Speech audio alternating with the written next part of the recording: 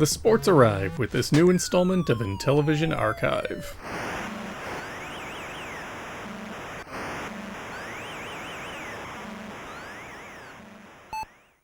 If there is one thing that the Intellivision is known for today, it's the platform's sports library. Thanks to the well-received George Plimpton ad campaign, the console gained a reputation for relatively realistic and deep sports titles at a time when most of their contemporaries were simpler, arcadey experiences. That ad campaign is still months away, as at this point the Intellivision is still firmly in its test market phase. But the first of these sports games started reaching shelves in the areas the Intellivision was available in February of 1980. Based on advertisements and industry coverage, the Intellivision's test markets at this point had expanded to include Los Angeles, Chicago, and New York, with the intention of expanding marketing nationally by May. In these February and March advertisements, the initial 4 titles from 1979 feature prominently, as do a few newcomers: Major League Baseball, NFL football, NBA basketball, and checkers. If these sound a bit familiar, it's because they all featured either directly or indirectly into the 1979 January CES video Mattel put together for potential retailers. This suggests all 4 were in development fairly early on, and indeed, developer David Rolfe has said that Major League Baseball was the first game he wrote for the hardware while working at APH Consulting.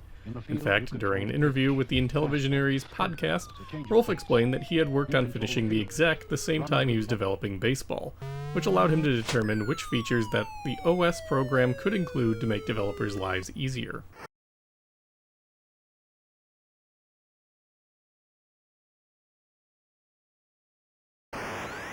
Rolfe explained that all these early games that APH produced for the Intellivision were directly requested by Mattel.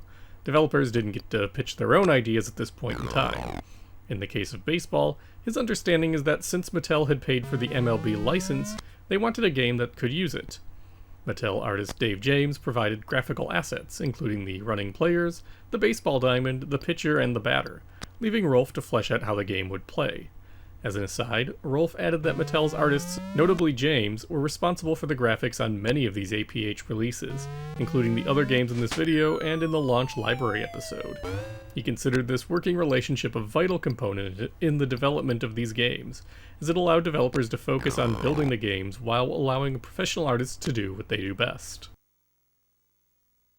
Major League Baseball's audio saw hefty contributions from Rolfe's coworker Hal Finney, who came from a mathematics background and had a particular interest in the Intellivision sound chip.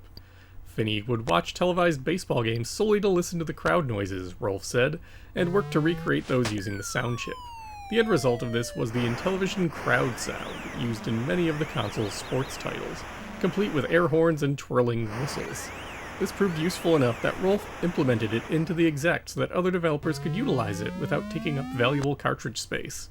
At the same time Finney was developing this crowd sound, he also was attempting to make this sound chip synthesize human speech, something well outside of its specifications. While Rolfe was working on baseball, Finney called him over to check out on the fruits of this labor. While it was simply the sound chip running through the vowel sounds, to Rolfe it sounded like an umpire saying, "You're out." By adding a stop at the end, tweaking the sound a little bit, and adding the "You're out" text to the screen, the pair had put together one of the more well-known features of this baseball game and an early attempt at synthesized speech.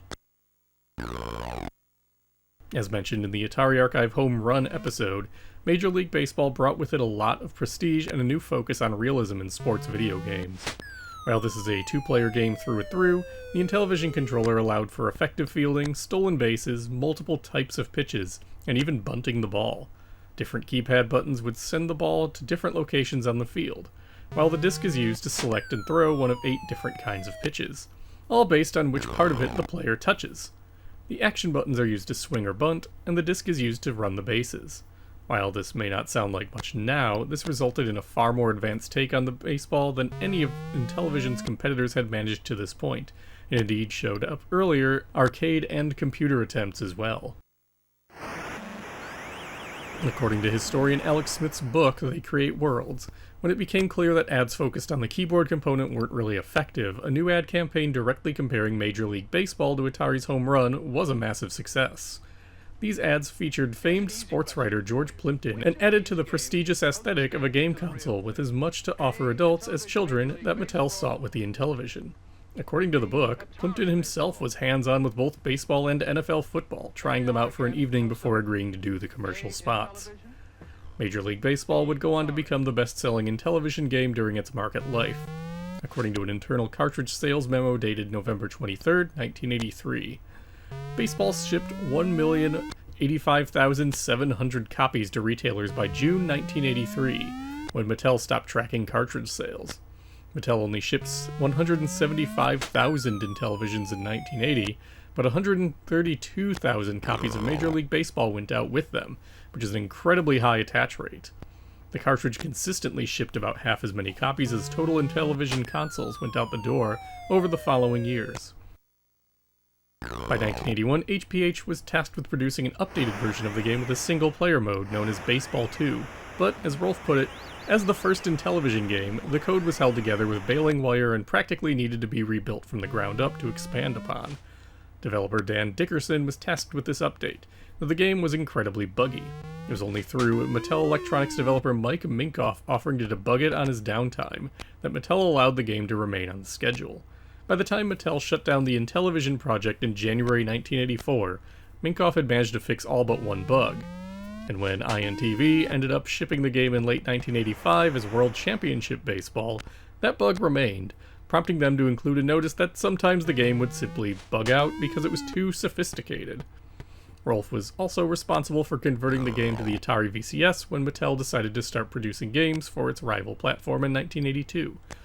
This release, Super Challenge Baseball, had to lose the shortstop but otherwise plays pretty well despite the VCS's limitations.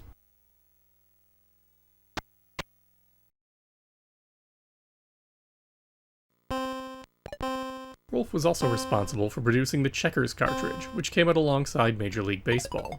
Despite Checkers' long history with computing, the Intellivision version was functionally the first home console take on the venerable board game to get a wide release. This game features 2 computer skill levels and a feature that allowed players to ask the computer to recommend your next move, though this tends to be more beneficial for your opponent in my experience. According to an interview with Scott Stilphen, Rolfe said that the original release of this game had a bug in its look-ahead algorithm that would cause it to go one step too far and overflow the RAM boundaries. The bug-fixed version of the game had slightly different sound effects, though Rolfe did not remember making that change. Checkers was not a huge seller for Mattel, moving 40,000 units in 1980 and ending up at 120,500 shipped copies by mid-1983, fewer than even Backgammon. It did gain a second life as part of the Triple Challenge cartridge sold by INTV, which included it, Backgammon, and chess. That said, Rolfe was not working on this console alone. He described APH at the time as being an incredibly small outfit of just a handful of people when it started working on Intellivision software, including the exec. In the summer of 1978, the company hired several Caltech students to help work on software for a few months to fulfill Mattel's requests. While this could have gone poorly, with students heading back to classes with unfinished games, Rolfe indicates that everything was completed in time. These students were paid then minimum wage with the promise of doubled pay for finishing their games before classes started back up. Ken Smith was among these summer hires, and he worked on the last 2 games of this tranche of releases, NBA basketball and NFL football.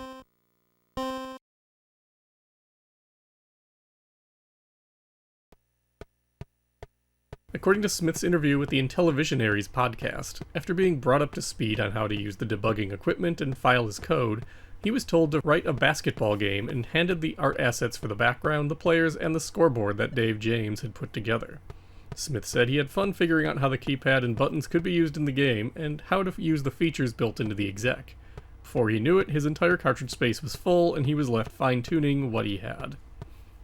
While Smith didn't consider it particularly true to life to real basketball, the game nevertheless plays pretty well. Players control one character at a time on their respective team, with their 2 teammates being managed by the computer. Teammates will typically try to get into position to either block your opponent's shots, or to one of the 9 preset passing positions. In practice, passing is rather tricky to make sense of on the keypad, but it is nevertheless integral to succeeding in this game. If you have the ball, you have the option to take a jump shot or a set shot, while opponents can leap up to block. Since this is designed using 1978 rules, there's no 3-pointers and no fouls, marking it as an interesting artifact from an older era of sports history. In another one of Mattel's sports mainstays, a full game of NBA basketball runs nearly as long as the actual sport would, with 12-minute quarters that are all nearly 12 real minutes. While it's not the finest of Mattel's sports games, it's entirely playable and a pretty good attempt by Smith.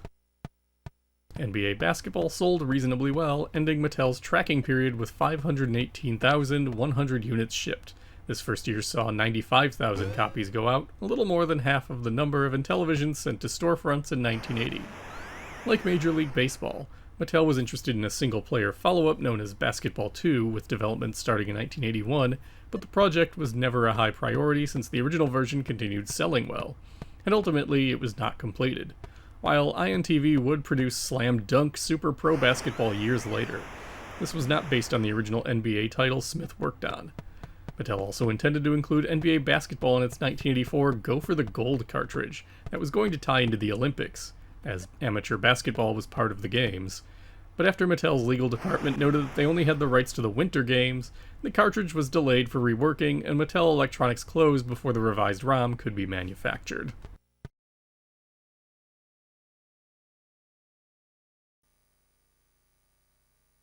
Finally, Smith was involved in the production of NFL football alongside Kevin Miller. According to Smith, not long after he'd finished basketball, APH approached him with the code for a football game that, as far as he is aware, was being developed internally at Mattel. Smith said that Mattel was putting together materials for the Intellivision test launch that they hoped to move forward on over his next school year, and was planning on including NFL football with the console. The problem was that the football game that they developed was incredibly buggy and prone to crashing, so Smith was asked to debug it. After looking at what he described as spaghetti code, Smith declared it effectively impossible to debug and suggested they start over. While the game was designed and all the play materials written up, it would need a full rewrite for the game itself to run well. With that in mind, he and fellow summer hire Miller did just that, writing a new version of NFL football from scratch using the same design materials that the original prototype had been based on. While Miller focused on the football field and ensuring smooth scrolling, Smith implemented the rest of the gameplay according to the existing design. This process took about 3 weeks, Smith recalled, and while Mattel ultimately bundled Las Vegas blackjack and poker with the console, football did come together in good shape. The Blue Sky Rangers website credits another person, Glenn Anderson, with the instant replay feature. Smith does not remember him, but Anderson's web presence suggests he was another APH hire from Caltech, albeit not one until after this initial summer of 1978. NFL football, like basketball and baseball, attempts a more realistic approach to the sport than what players would have found in arcades or on other consoles. And indeed, at the time this was written, there weren't really any examples of competing commercial games translating the sport since the original Odyssey came out in 1972. This version does play perfectly fine, although the complexity involved in choosing plays will drive a new player mad with the constant error buzzes. Much like Major League Baseball, NFL football would also see a conversion to the VCS in 1982, beating Atari's own second attempt at the sport by several months. And once again, like baseball, NFL football served as the bones for a later single-player revision published by INTV in 1986.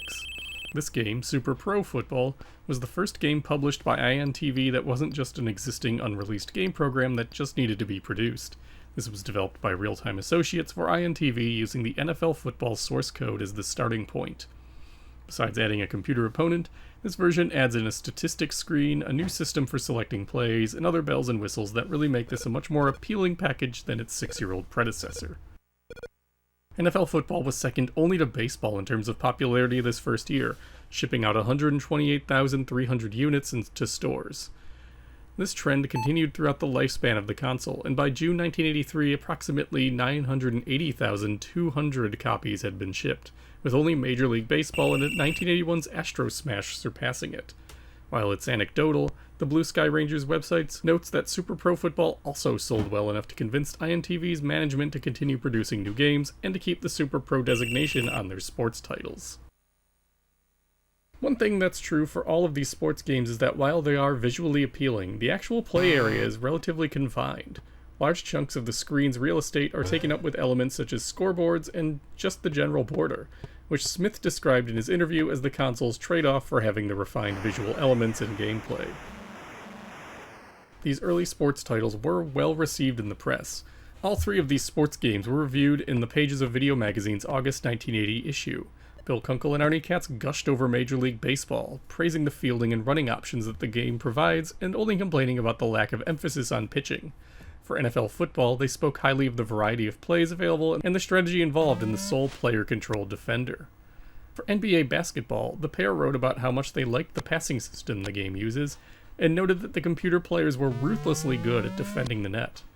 In a pair of roundups of video sports games published in 1982 in Electronic Games, NFL football and Major League Baseball were each singled out as among the best in their fields, only nitpicking each as being maybe too complex for people who aren't already fans of the sports.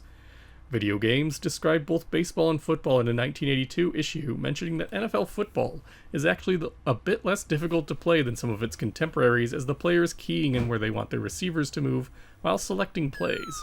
Therefore, the player doesn't have to try and aim the ball, merely time it so that the receiver will be in position when it goes flying past the target point. As mentioned earlier, Major League Baseball and NFL football were a big part of Mattel's 1980 ad campaign. Mattel expanded this further the following year with ads comparing Mattel's basketball game and the as-yet unreleased soccer game to the one on the Atari VCS. This set off a tit-for-tat advertising war between the two companies for a time, but ultimately it proved successful enough for Mattel to carve out a sizable niche in the home video game market. Not a bad show at all for one full-time APH staffer and a couple summer hires.